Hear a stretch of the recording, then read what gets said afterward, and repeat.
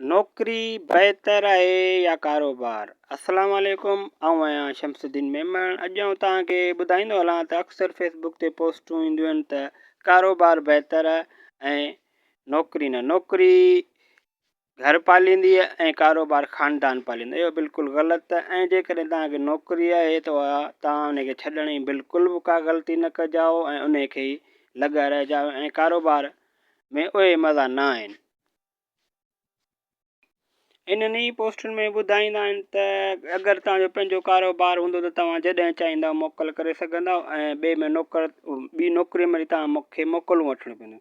इहा बि बिल्कुलु ॻाल्हि आहे। नौकरीअ में छंछरु ऐं आचर मोकल आहिनि, इन खां पोइ जेके ॾींहं आहिनि मुख़्तलिफ़ शख़्सियतुनि जा या के ख़ासि ॾींहं उहे बि मोकल हूंदियूं। कारोबार में उहे बि मोकलूं कोन हूंदियूं। बाक़ी इहा जेका ग़लति फ़हमी आहे त जेॾी महिल चाहिनि था त तेॾी महिल मोकल करे सघनि था, उहा बिल्कुलु बि नथा करे सघनि।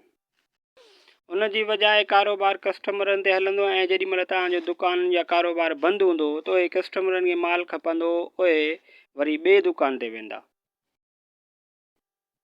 जॾहिं हू ॿिए दुकान ते वेंदा उहो दुकानदार छा कंदो त उनखे ख़बर हूंदी त हू हीउ जेको ग्राहक कस्टमर आहे उहो हिन फलाणे दुकान जो आहे, पोइ हुनखे ॼाणी मुंहिंजी रेट घटि ॾींदो ऐं तव्हांजा कस्टमर ख़राबु करण जी पूरी कोशिशि कंदो आहे।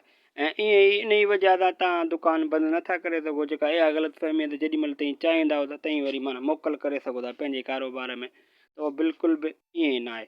ऐं जेकॾहिं तव्हां नौकरी करे रहिया आहियो त बिल्कुलु ईमानदारीअ सां ऐं शफ़ाफ़ियत सां करियो त जीअं तव्हांजी नौकरी बरक़रार रहे। छो त अॼुकल्ह कुझु हालात अहिड़ा आहिनि, कुझु ई वजह सां माण्हुनि जूं नौकरियूं ख़तमु थी वञनि।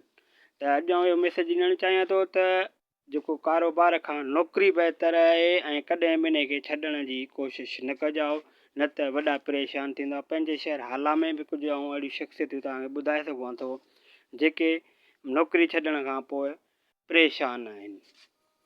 ॿी ॻाल्हि इहा त जेका असां ख़ासि करे दुकानदारी आहे उहा तव्हांखे सुबुह 7 बजे खोलणी थी पए ऐं राति जो 7 बजे ताईं तव्हांखे मुसलसिल कमु थो करिणो पए। जॾहिं त नौकरीअ में तव्हां 5 बजे ताईं तव्हांखे मोकल थियो थी वञे। त इहा बि इन जी नौकरीअ जी बहितर पॉइंट